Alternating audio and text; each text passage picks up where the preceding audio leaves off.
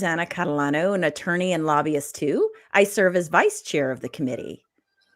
And our committee has just launched this new show so that Florida attorneys can get relevant CLE credit easily through live streaming. So we're glad that you joined us today. You can also watch replays of today's episode by visiting our committee's YouTube channel. The channel is the Florida Bar GPPAC. Again, the Florida Bar GPPAC is how you find us. So please join us there. I'm very proud to announce that our very special guest today is Florida Agriculture Commissioner Nikki Fried. She's Florida's 12th Commissioner of Agriculture and Consumer Services and a former chair of this actual very bar committee. Commissioner Fried was born and raised in Miami. She graduated from the University of Florida, where she received her bachelor's, master's, and Juris Doctorate degrees. While at the University of Florida, she served as student body vice president or student body president and the first woman to hold the position in nearly 2 decades. As an attorney, she was head of the felony division at the Alachua County Public Defender's Office and worked in private practice in South Florida, defending homeowners against foreclosure during the 2007-2008 housing crisis.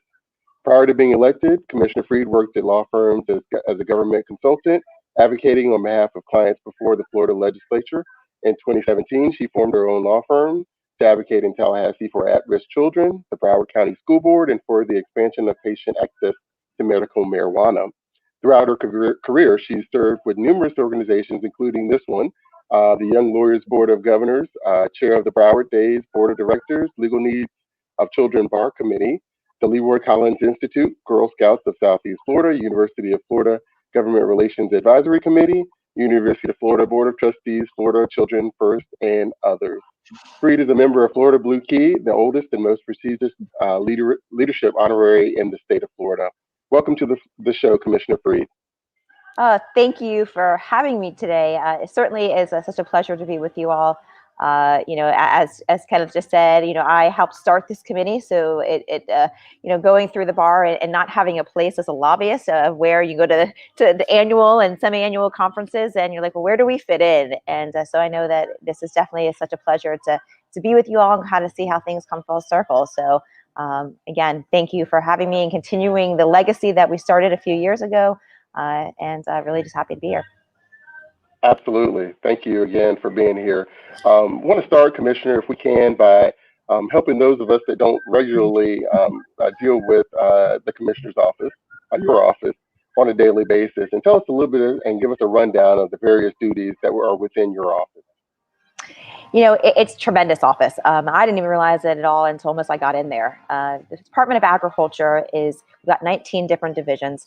We are Department of Agriculture and Consumer Services. And so we basically touch people's lives every single day. So basically our responsibilities are very varied and vast. We present a lot of opportunities to help people, to feed our families, to protect and conserve our environment, to strengthen our economy, and to build Florida that is equipped to face the future. Support for agriculture, just kind of most people don't even understand how big agriculture is in the state of Florida, is our number 2 economic driver. We have 2 million jobs throughout the entire state, 47,000 working farms and ranches. It's actually the second largest driver of our economy after tourism, and during the pandemic is actually number 1. It's $137 billion economic impact every single year to our state, and continues to increase. We also are our state's consumer protection agency. So we're responsible for handling consumer complaints, protecting against unfair and unsafe business practices, and just so much more. We handle about 400,000 consumer complaints and inquiries every single year. We oversee about 500,000 regulated devices, entities, and products like gas station pumps, grocery stores. And as commissioner, I also oversee our Florida forestry and our Florida Forest Services. FFS manages about 1 million acres of state forest and private forest management assistance on another about 17 million of private and community forests. Our wildland firefighters also are some of the best in the world. We're responsible for protecting homes, forest land, natural resources, making sure that we are protecting the 26 million acres that we have throughout the entire state. Again, we have about 19 different divisions. We regulate 40,000 grocery stores, markets, convenience stores, gas stations. Actively are obviously working on COVID, which has really kind of shut down a lot of obviously our typical activities. We also administer our school nutrition program, which is a $1.3 billion school lunch program. And we feed about 245 million free or reduced meals every single year to roughly about 2 million of our kids. We also operate our summer break spot program, which ensures that our children have access to nutritional foods during the summer times when schools are not open. And we go through all different types of different spots across the state between religious organizations, the schools themselves, community centers. And during COVID itself, between March and May, we served 42 million meals to our kids during the pandemic. And of course, we're still experiencing that and trying to figure out too where we go, if schools are going to open back up, if there's the hybrid, the virtual, and figuring out how our feeding programs are going to fit into whatever the school year is going to actually look like. We also oversee clean water. So as far as we have our agricultural water division, that basically all of our ag water policies that deal with any type of water that goes on and comes off of our ag properties. And another aspect that we are actually very unique in the entire country, we oversee gun licenses and gun concealed weapons permits. We also oversee fair rides, our state hemp program. So we are very vast and varied on just the amount of things that we do inside of the department. So everything from our grocery stores to our gas pumps to working on issues that really touch Floridians' lives every single day. And of course, I'm an independently elected member of our Florida cabinet. I sit on the board of trustees as well as our clemency board. And so it is a unique position that I am just every single day so fortunate that I've been given this opportunity to serve. Lots and lots of spinning plates. All the time. So you spoke briefly about the hemp program, and I know that your office regulates the hemp program in Florida, an industry with multi-billion-dollar potential. Do you foresee any grants on the horizon for hemp businesses in Florida? Yeah, and just the hemp program has been my baby. It's something that I campaigned on because I really saw the unique opportunity for hemp here in the state of Florida. I think everybody knows at this point about all the CBD products that were out, not just in our state, but our country and the world. And I had a real big problem with what was being sold because we had no idea if there's THC in the products. We had no idea if there was metals, if there was pesticides, other harmful chemicals, if there was any CBD in the products. So we came in and wanted to make sure that we were regulating the CBD marketplace.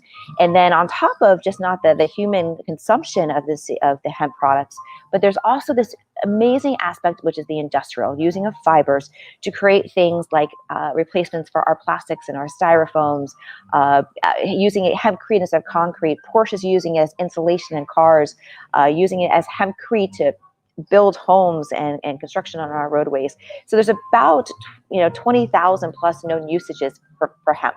And so it was an opportunity to bring a new type of ag commodity here to our state that would help so many of our farmers who have suffered between citrus greening, environmental impacts like hurricanes, just additional heat and wetter wets, to all of the unfair trade practices, what was NAFTA, which is now USMCA. So giving our agriculture community another opportunity to have a commodity that they can grow and hopefully be profitable on.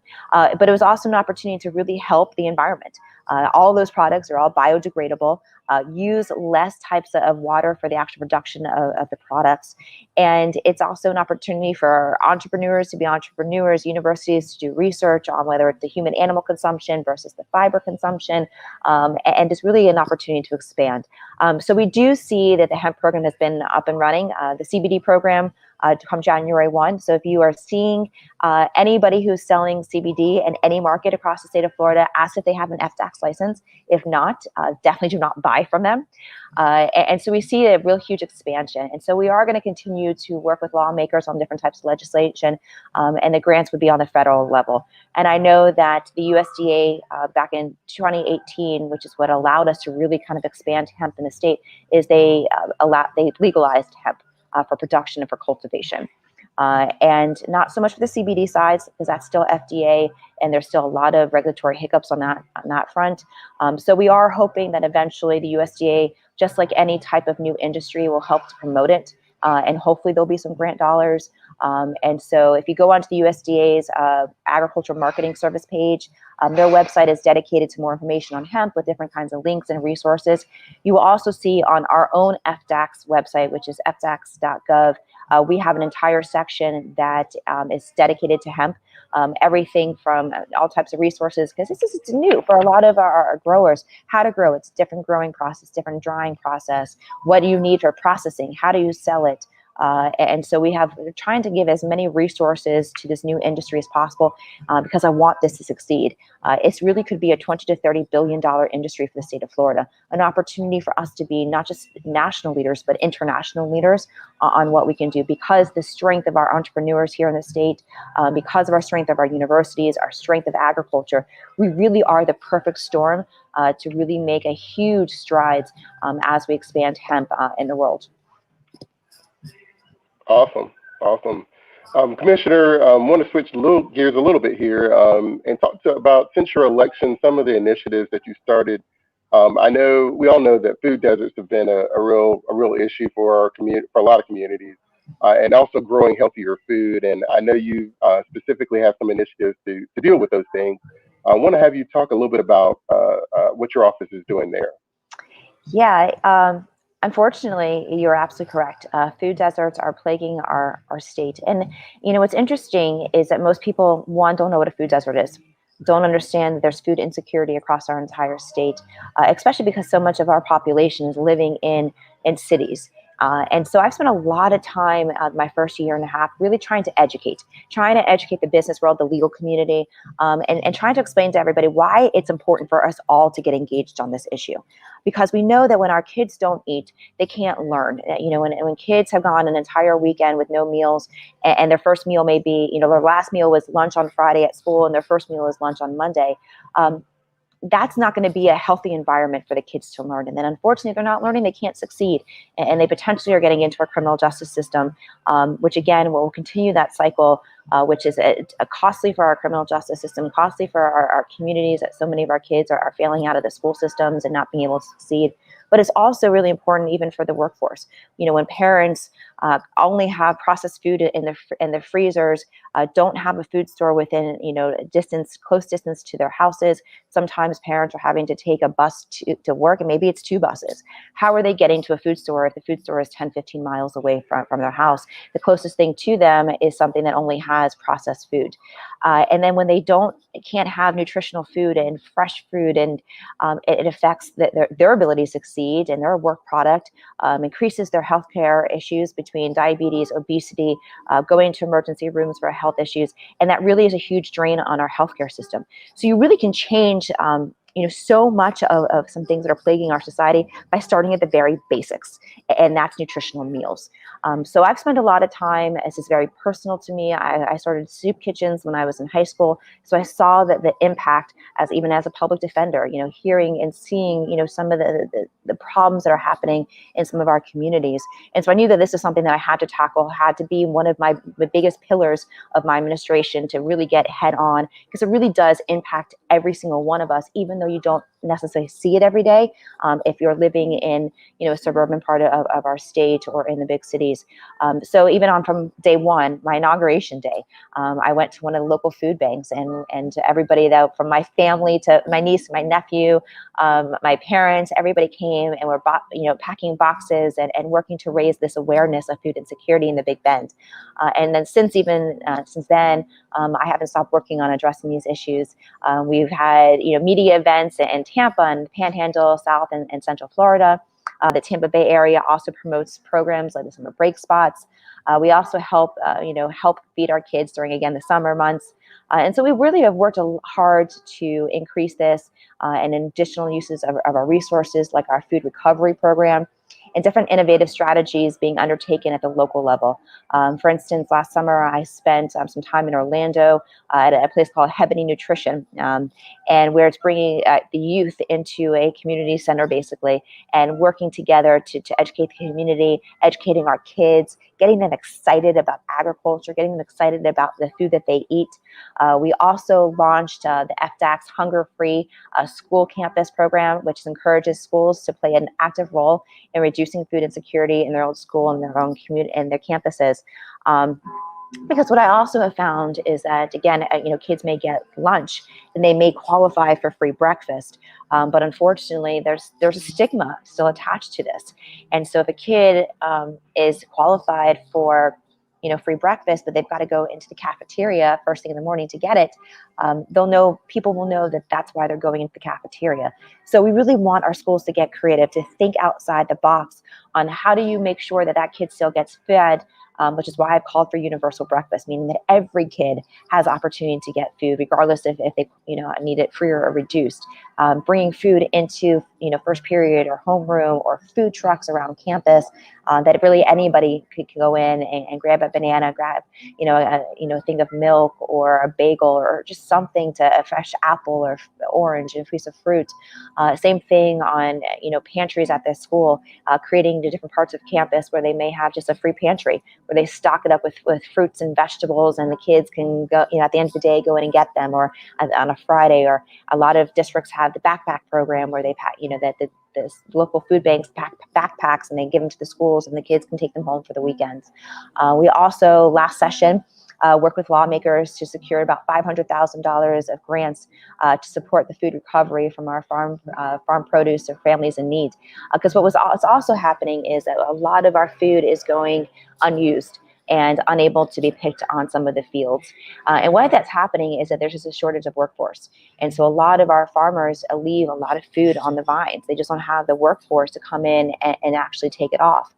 So by allowing additional dollars to go to some of the gleaning programs, the food recovery programs, you can send more and more people out to and be able to pick the foods and then either donate them or be able to sell them for a reduced cost at some of the local food banks and local markets. We also recently also teamed up with Walmart on our rural food grant program to also fight hunger in some of our rural communities. Because again, they've got the same problems too, that if you go into some of our rural communities, it may be 20 miles until you see the nearest food stores. And this even happens in our ag communities. We know that the west part of Palm Beach County, which is our largest agriculture county in the entire state, the whole west part, which is where our ag is being grown, there's no food stores until you get to Wellington. Which could potentially be a 30, 45-minute drive. So these are things that we really have got to focus on and really challenge, because in Florida, almost 3 million of our citizens, and that's 850,000 of our kids, struggle with hunger every single day. And that's 19% of kids in South Florida are food insecure, 19%. And 240,000 of those kids go to bed hungry every single night. So this will continue to be a passion of mine, something that I will continue to try to bring attention to, get more corporate sponsorships and corporate programs. We did have a piece of legislation that was much broader, trying to give incentives for companies to come into these communities, outside the box ideas for whether it's food trucks. We saw a lot of that in some of the communities, especially in Orlando. And so really my goal is to bring attention, get more people to dive in with me, and really trying to change the landscape here in the state. Awesome, Commissioner. Thank you for taking up the mantle on that. That's such important work, and we appreciate everything you're doing there. You mentioned the legislative session, so we want to get into a little bit about that. Obviously, your office had an agency bill, which is House Bill 921. I want to have you talk about that bill and what it did, and also House Bill 1275, which I think dealt with amusement rides, which I know your office was also heavily in favor of. Talk about both of those bills and what that legislation accomplished. Yep, absolutely. So coming off this session, we had some major wins for consumers and our department and the environment. We had some wins at not just bills, but we had to fend off. There was a lot of attacks onto my department, trying to take some of the authority and some of the power away from our department, and we were able to fend off those first. So that is also half the battle. It's not only being offense, but also defense sometimes to have a successful legislative session. So we won on defense, but we also had some great offensive wins as well. And that included HB 921, which is our agency package bill. So a lot of it isn't very sexy. A lot of it is just, some things that we needed to do to fix, just extensions of dates and things like that. So But some of it was also trust authority to help our divisions carry out their mission. So we needed some additional trust authority. And same thing over aquaculture permitting. We need some additional authority over allowing us to do some more permitting for aquaculture, which is another really huge booming industry across our state and hopefully across the country. Another great opportunity to expand agriculture in the state. We also made some major improvements on the state hemp program. We did have a hemp bill that was an independent bill, and then as all you know, at the last minute, when bills die, you try to find different vehicles, and so we were able to put in some of the language that we needed on the hemp side, because the bill for the first hemp program passed in 2019, and so we had to do some fixes, obviously, with the program, including additional oversight on some of the hemp extracts themselves, and some CBD products, including additional medical and structural training for our FFS wildfire fighters. Another critical priority of mine was also HB 1275, which enacted into law and added enhanced ride safety precautions for amusement rides and increased accountability by strengthening administrative actions for some of our negligent violators of the fair ride operators. So to be honest, when I first came into office and I was getting briefed on all the different things that we do, and our consumers division sat down with me and showed me some of the incidences and accidents that were happening on fair rides, not really in Florida, but across the country. And some of those operators were coming back into our state. I freaked out on them, and I said, I won't put my children and my niece and nephew and family members on these rides. We need to make sure that we are doing everything possible to protect them. I actually went so far as saying, why don't we just shut down fair rides altogether, because this is dangerous. And I said, take a deep breath. Let's figure out how to just increase the standards, because, of course, families, love going to all of our fairs across the state and don't want to take that away from our kids, but we want to make sure that they're safe. And so holding, more accountability was important. And again, like I said at the beginning, is that part of it too was playing defense. And so one of the biggest defense issues that we had was our Department of Energy. That there was an attempt to take the Department of Energy from the purview of FDACS and move it under the Department of Environmental Protection, which in essence is under the entire Board of Trustees, the entire cabinet, but basically would take it away from FDACS. So we heightened that issue, and it has worked great inside the department. We have had huge successes. We put out a 72-page plan of how we need to change a lot of regulatory oversight and moving parts to move the ball forward when it comes to energy consumption in our state, better climate change issues, and really try to make Florida a much greener state than we currently are. So we were successful in defending off what I called a power grab during session. To keep the Division of Energy inside the department.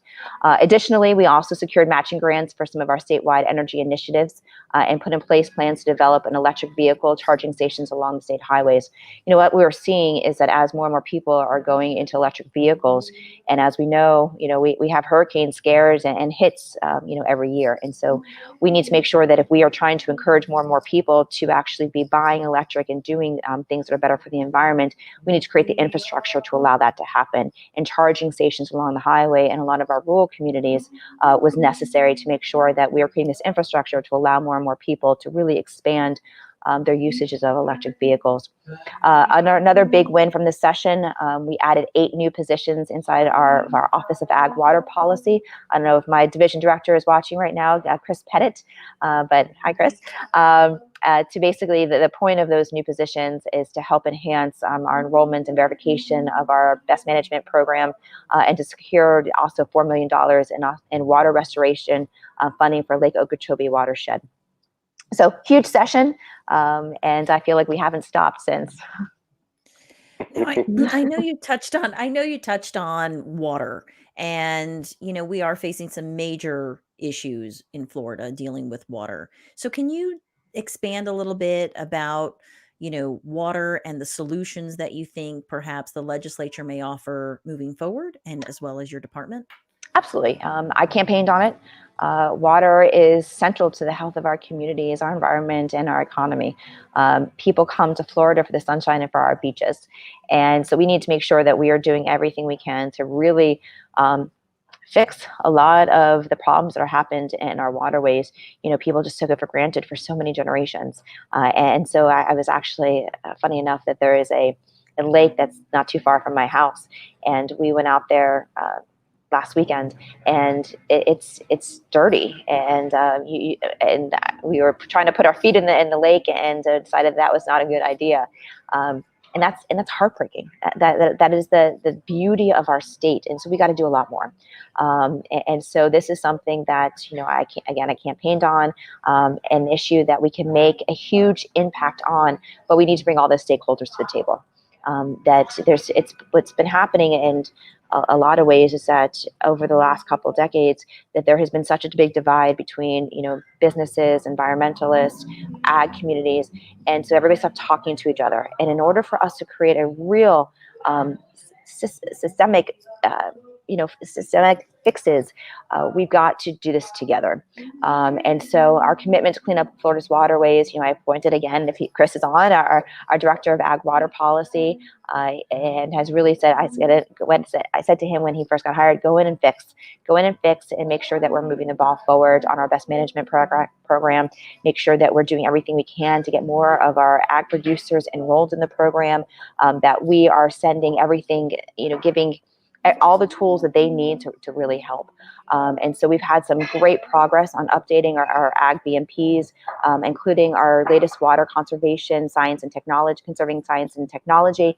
And really, a lot of this stuff hasn't been done in 20 years. And so it is our job now to look at all the new technology and innovations that are out there for conservation and figure out how to infuse that into agriculture and to make sure that our producers have the access to all that new technology. And that's also why, when we went to our first trade mission last year to Israel, I spent a lot of time talking to a lot of startup companies, a lot of tech companies, figuring out what Israel was doing for water conservation. What were they doing, not just on, taking their salt water and making it into drinkable water, or using that salt water for agriculture production. They're a desert, but they've been able to create a fertile land, and is one of the bigger ag producers in the world. How did they done that? And so we tried taking some of those experiences and learning from Israel, and bring it back here to the States. So we have been working really hard on trying to bring that vision here. Also, last session, we worked with our lawmakers, secured about $1 million towards improved water irrigation infrastructure in the hurricane damaged areas of Michael. I had an opportunity last year to visit one of our farms that received some of this money to create a new irrigation system. And what he and his father showed us is that the decrease in the amount of usage of water they felt it almost immediately. So we can do things like that, and whether it's cost share programs or grants or additional funding from the state, really will go a very far distance and really kind to preserve our waterways. We also secured a dedicated $5 million in some of those cost shared programs targeting specifically to improve the environmental resources and water quality, and more importantly, in the Lake Okeechobee Basin. And because, again, we know how important it is to have clean water. We all need it, whether for drinking, whether it's for our beaches or our springs, to make sure that we're having enough water for our agricultural production. Because, again, without water and without agriculture, it's a national security issue. We need to make sure that we are sustainable here in the state of Florida, and not reliant on other states, or not reliant on other countries to feed our people. And all of that comes down to the quality of our water. So we have to work together to make sure that we are moving the ball forward. Awesome, Commissioner. Want to remind all of our folks that are streaming live this interview. You can leave comments on our Facebook page. So we'd love to have a question or two. If you have questions for Commissioner Fried, we'll try to take some of those questions at the end of the interview. But want to move to Commissioner. The big elephant in the room is always COVID. I mean, we know what our community, or what our nation, what our world has been dealing with COVID. Want to kind of focus in on what your department has been doing, the adjustments you've had to make within the Office of Agriculture and Consumer Services, and also talk a little bit about how the agriculture industry at large. How are you all dealing with that? Yeah, I mean, we haven't stopped working. So on Friday of session, last day of session, we're sitting in our office waiting for, the last day, and started hearing had heard from Commissioner Corcoran that schools were being shut down come Monday. And luckily we had already seen kind of the trend from across the country. So we started already working on figuring out how we're going to feed our kids come Monday morning. So we had already been working on it. But the reality came when he closed down the schools. So we haven't stopped. Literally have not stopped on the COVID response since that day. We have instituted, just inside of our department, we've instituted remote work policies to allow our employees who can perform their duties, at home to do so. For others, like our inspectors, our lab technicians, whose jobs require them to work on site, we have put safety measures in place to ensure the sanitization, adequate space, and safety while in the facilities or out in the field as well. Agriculture, like the majority of our businesses here in our state, have suffered significantly during this pandemic. But our growers are innovative and they are hardworking and continue to remain very resilient. And with tourism again at a standstill, agriculture became our largest industry in the state of Florida. But unfortunately, with our food service demand for bulk purchasing basically plummeting during COVID, and that's everything from our food services like restaurants, our theme parks, our cruise line industry, even schools. Florida farmers suffered over 500 million in economic losses during the growing season. I mean, this hit literally in the middle of harvest. Could not have hit the state of Florida at a worse time. I guess now during hurricane season too, but really, it could not have hit at the worst time for at least agriculture. And so in response, we launched a creative way to help consumers and food banks buy crops straight from the farmers. We started a Florida Farm to You commodity exchange website, part of our Keep Florida Growing campaign, which includes an interactive map where consumers can find fresh fruits and vegetables, all their seafood and poultry and dairy, their beef needs, just right there in their own communities. So basically, you can go right onto the website, find out where your local farmers are, where your U-Picks are, where your farmers markets are, and able to go directly to them. We heard some tremendous feedback from our consumers, and farmers are seeing a huge demand of getting right to the consumers. Demands go up. I was talking to one of our Tallahassee farmers about a month ago, and she said that typically they box about 50 boxes a week for consumers in the community, and since COVID, their numbers were up to 400 to the point that they had to actually shut it down. So again, you're seeing a lot more of that direct to consumer. I'm calling this a consumer conscious awakening that is happening across our entire state, that people are actually wanting to buy local. They want to know where their food is coming from. They want to know that it's getting reinvested into our state and into our communities. And so hopefully this is a silver lining from the pandemic, that this will continue, and that people are understanding that we've got as a consumer a tremendous amount of power with the purse string. That if you're seeing in our food stores, fresh fruits and vegetables from Mexico or other parts of the world, and yet at the same time you're seeing our farmers struggling to sell the same products, why are our food stores doing that? It's because we're buying it. If we stop buying those and start demanding that it's Florida grown, they would obviously have to cater to the consumer. So we have a lot more power than what we're using. On that website, we saw about 500, almost half a million visits on that website, and about 380 commodities that were uploaded, and all that is available at fdacs.gov/Florida Farm to You.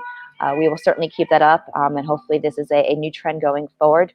And so it was affecting all of our big businesses and small businesses, really feeling the effect of the global pandemic. And so we are doing our part also to keep people safe. As I mentioned earlier, we regulate all of our gas stations and food stores. So we had sent a lot of consumer protection guidelines to them to make sure that they were following best practices along the way. And that's including sanitizing the shopping carts, having hand sanitizers at the gas stations. Both those are places that millions of us go to every single day. And also reminding businesses that all employees must comply with the typical state rules of hand washing, before and preparing meals, touching raw foods, touching garbage, to make sure that they're constantly cleaning up their hands. We also have been in constant communication with all of our big box stores like the Publixes and Walmarts, to really emphasize and to push that they are in fact stocking up on more of the Florida grown produce. And we did see that. We did see a lot more of that along the way. and also the reduction of some of the limitations. At the very beginning of the pandemic, everybody hoarded food because we didn't know what it was going to look like. Didn't know if our food stores were going to be open, if we actually were locked inside of our houses for the foreseeable future.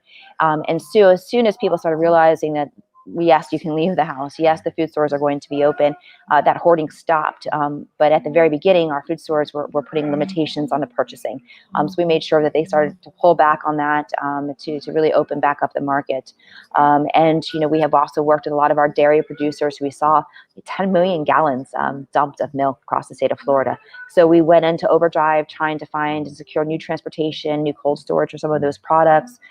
We also issued a tremendous amount of emergency orders dealing with weight limitations on our trucks, also on labeling of our eggs to make sure that the eggs can get fast enough from the actual farmers to the stores without sacrificing our consumer safety. And we also continue to fight the illegal dumping of some of these foreign commodities into our state. I have been very critical of what was NAFTA, USMCA, and will continue to do so. USTR, which is a U.S. trade rep, is actually coming to our state and doing a lot of virtual tour in the next coming weeks to hear from our local producers about the direct impact that USMCA NAFTA has had on our farmers throughout the state. And of course, most of you know that I've been very critical of the governor. Felt that there just was not a cohesive, strong response to COVID, mixed messaging all over the place, not following science and data-driven misinformation. And so while doing all these things for agriculture, I've also tried to elevate some other aspects of the COVID response and trying to protect our citizens and really showing we can get control of this virus. We can beat it. We can be safe, and we can do this together. And so I've been trying to raise the bar on some of those conversations to make sure that people out there understand that there's another approach out there, and that we need to look at different ways of handling this pandemic. Being in the middle of hurricane season and COVID-19, history tells us that there are unscrupulous people that take advantage of times like these when people are more vulnerable. What advice do you have for Florida consumers so that they don't fall prey to these scams? Yeah, it's heartbreaking that this would happen. And with COVID-19, we've seen an increase in these scams. From tracing scams and fake charities, door-to-door sales. Consumers have to always stay vigilant. Always need to make sure that they're asking the right questions, making sure that they're not just giving money to a charity that they haven't done research on, making sure they're not giving out their personal information over the phone. We did see a huge uptick in this during COVID, especially when people are waiting for whether it's PPP or their unemployment benefits, and companies would reach out and take advantage of them. Or even when there was no toilet paper and hand sanitizers out there, websites would start up and say that they've got access to all of the toilet paper and hand sanitizers. People would spend a lot of money for it, and then they would never get any of the products back in. So you've got to really do your research, stay vigilant. We do have a consumer hotline for these scams at our Florida division, FDAC's Division of Consumer Services, which is at 1-800-HELP-FLA. That's HELP-FLA. Or you can go online to floridaconsumerhelp.com. Consumers can also go online and check a charity, which is a tool to see, again, if the charity is properly registered with our department, make sure that there's not been any scams or any bad reports to this specific charity. And you can report scams to the FTC itself, which is ftc.gov/complaint. Especially during these times, we and during all times, but even during these heightened areas, we have a zero tolerance for scammers. People work really hard for their money, and now people are losing their jobs and are unemployment benefits is all they've got. So we made sure that there is a zero tolerance, and we will not allow our Floridians to be taken advantage of. And of course, we see this a lot during hurricane season as well. So again, consumers should always do their research, search the person's name, the company, phone numbers, make sure that there's no been complaints or other types of scams that they've seen in the past. Don't purchase things immediately. If there's a doubt in your mind, delay the purchase and see again if there's validity behind the company. Always use a credit card. Never cash is giving you opportunity to obviously cancel, and credit cards have a better way of consumer fraud alerts. If you give cash, it's gone. Debit card, it's gone. Same thing at the gas stations. I always advise people, make sure that either are going inside the gas station to pay for your gas, or to be using credit cards and not debit cards at the gas stations too, with a lot of the skimmers that are out there. And again, don't share personal information. And so we have all these tips and all this information that you can go on to floridaconsumerhealth.com. Awesome. Great tips for every Floridian. Commissioner, I know I'm going to get a collective groan when I mention that interim committee weeks are right around the corner. No, stop. But it's true, and really, it's going to be interesting to see how we deal with this issue from a legislative perspective, and how do we get around the Capitol? How do we even enter the Capitol, which I understand right now is closed to the public. Yeah. So part of what I wanted to do is to ask you to talk about moving forward next session. What do you see on the horizon for your industry? What do you think? What are you all working on right now that we might see next session? Yeah, there's a lot of uncertainty due to COVID. And of course, we all see this daily, the revenue shortfalls that we've seen that are going to impact not only our short-term budget, but the long-term budgets. So we're focused on ensuring that our department's budget gives us necessary resources to preserve our important programs.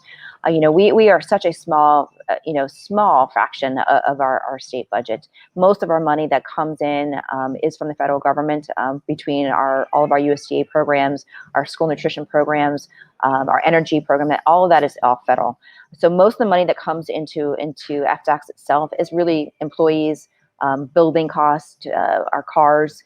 So we don't have a lot of fluff inside of our budget, but we need to make sure that we have a very important regulatory role to play in the state of Florida. So making sure that we are protecting our budget in light of all the shortfalls on revenues. The governor's office has asked for our budgets right now with an 8.5% cut for the current fiscal year. So that's that tells me, for all of you who are listening, that we're going to have a special session, or it's going to be incorporated into a committee week, because we're going to have to deal with the budget. And so they're asking everybody to go through, and even on the current budget that was just signed, to go through the exercise of an 8.5% cut, and then another 10% for next year for the LBR submissions, which are due October 15th. And so that really has been, our focus right now is kind of going through that. We have very few legislative priorities. There's a couple of things that we worked on last session that we probably will put forth again, dealing with food insecurity, an energy package are probably two things on the horizon for sure. But we are going to be focusing so much on the COVID response and trying to make sure that we get through this, and hopefully, come out on the other side will be, really where our priorities are. Sure. Well, I do see that we have some comments, or at least a question that we have. So I'm going to go ahead and put that up here. How has FDACS been responding to the strange seed packets people have been receiving? And do we know if they are of concern and why people are receiving them? Yeah, this definitely took up a lot of our bandwidth in the last couple of weeks. When people were getting seeds, there's about 12 states across the country that receive these seeds, and they were packaged with Chinese lettering coming over from China. I think they're playing with us, to be quite honest. Is what I think is happening. And so we, along with USDA, so it's we've been in conjunction with them, and we've been actually the one department, ag department across the entire country that's really taken significant lead on this. One, because we got the capacity, and two, our department really is so much larger than most ags. There's only 12 of us that are elected across the entire country to begin with. So first and foremost, we sent out a lot of consumer alerts. Please don't open the packages. Please do not plant the seeds. Don't even throw them away, because we don't know if they get even thrown out in garbage and they go into landfills, what can happen. So we are asking everybody to call our department. We have our regulators going out and actually picking up the seeds themselves when we get the consumer information. So we have been continuously sending out PSAs and consumer awareness information. And what's interesting is that it now is not just seeds. It is in the same type of packaging, same type of labeling, that there's blue and white powder. that's also being submitted. We are not going to be handling that. We've been asked to go and have those be picked up by law enforcement. FBI is involved in the complete investigation of all this. From the preliminary research that's been done on the seeds, because basically we have a seed bank for seeds in the state and in the country, are highly regulated because of our climate, because of the invasiveness of things being planted, that we need to take this very seriously. And so, which is why we have a very strict policy on what seeds that come into our state and seeds that come in across the borders. And so we have a huge bank of research that's been done for generations to show exactly what type of seeds are and doing the research on it. So far, our preliminary research between us and USDA is that it's some type of weed, but it's a very invasive weed. So if it gets planted, it could really damage if your backyards, your sidewalks, if you are in ag, it really impacts your ag commodities. So we are really asking people to not plant them, not even open them, and call us immediately. Well, thank you for that. We do have time for a few more questions, and I'd like to start. There's some questions that I have. We talked about COVID. Has your cleanliness and safety inspections of grocery stores and convenience stores changed during COVID?